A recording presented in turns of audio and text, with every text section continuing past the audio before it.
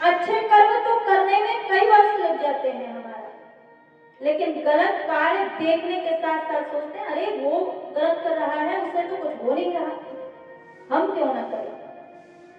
वो अपना पेट पाल रहा है गलत कार्य करके, तो हम क्यों ना पालें। हम तो अच्छे कार्य किए जा रहे हैं, हमारा कुछ हो नहीं रहा, और उधर देखो ये लोग गलत कार्य किए जा रहे हैं। जब से हमने देखा गलत ही कर्म किए जा रहे हैं, लेकिन इनका घर बार देखो, इनके पास पैसों की कोई कमी नहीं है। और हम भी ऐसा सोचकर वो गलत कार्य करने लग जाते हैं। कन्नौज का रहने वाला ब्राह्मण था, ये बड़ा सदाचारी था, लेकिन एक बार जब जा रहा था सविधा लाने के लिए, उसी समय वेश्या को देखा, और वो वेश्या किसी दूसरे पुरुष को प्रेम कर रही थी। जैसे ही देखा तुरंत अजामिल का मन भटक गया और माया में मिल गया। वेश्या के पास आकर के कहा कि जिस प्रकार तुम इसे प्रेम कर रहे हो वैसा मुझे करोगे। वेश्या ने कहा हाँ मैं करूंगी, लेकिन तुम्हें अपना घर बार सब छोड़ना पड़ेगा। साध्वी पत्नी थी, सती साध्वी पत्नी, उसको भी छोड़ना पड़ेगा, सब त्याग करना पड़ेगा, तो ही मैं तुम्हें प्रेम करूंगी। वेश्या के साथ मिल गया, और इस प्रकार वेश्या के लिए ही अब सब सामग्री जुटाने लगा। कैसे जुटाए? गलत गलत कार्य करके जुटाने लगा, चोरी करने लगा, डकैती डालने लगा, हर एक गलत कार्य उसने किए। और इस प्रकार करते करते 9 बालक हो गए अजामिल वेश्या के द्वारा।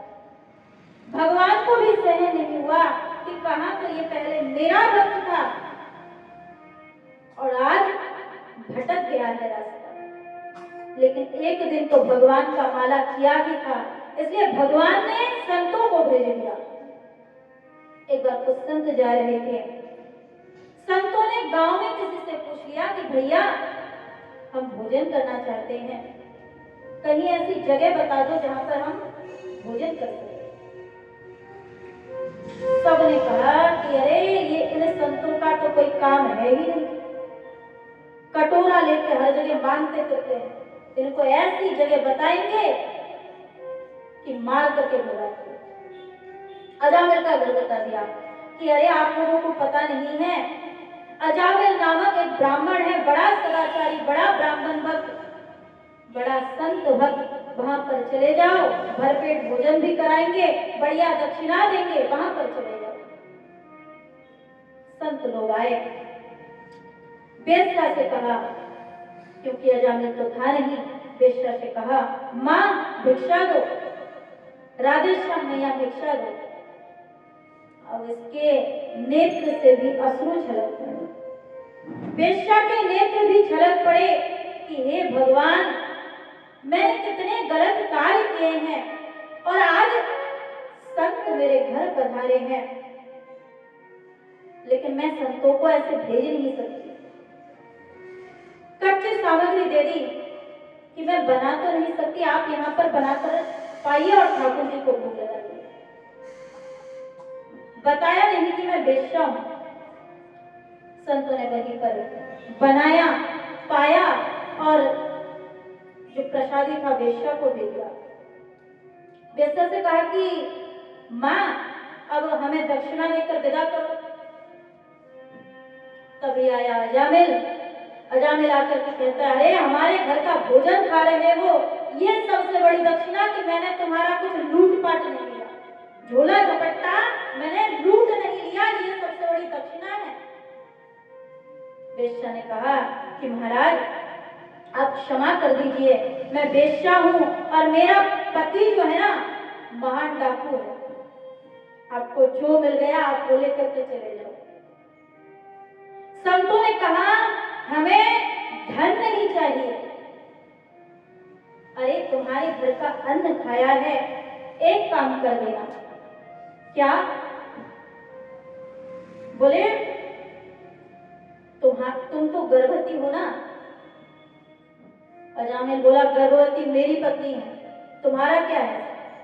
बोले बस इतना कर दो कि इसके गर्भ में जो बालक है उसका नाम नारायण रख दो।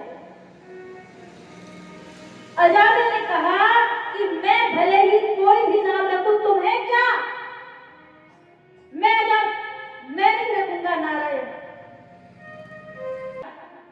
संतों ने जिसके घर अन्न खाया, इस कारण इनकी बुद्धि थोड़ी सी पलट चुकी। अजामिल को याद आ गया कि किसी ने कहा था नारायण नाम रखने को, तो जो छोटा पुत्र था नाम रख दिया नारायण, और सारा दिन नारायण नारायण नारायण करते रहते, क्योंकि पिता माता को अपना छोटा पुत्र सबसे अधिक प्रिय होता है। इन्हें भी सबसे प्रिय पुत्र वो नारायण था। सोते उठते बैठते खाते पीते चलते फिरते हर समय नारायण नारायण नारायण नारायण करके अपने पुत्र को बुलाते रहते। एक बार जब इनका अंतिम समय आया, यमदूतों को देखा, भयानक रूप यमदूतों को देखकर डर गया और चिल्लाया, नारायण हे पुत्र मेरी रक्षा करो, मेरी रक्षा करो, मेरी रक्षा करो। जैसे ही नारायण पुकारा, पुत्र ने सुना या ना सुना ये तो पुत्र जाने, लेकिन हमारे प्रभु ने सुना।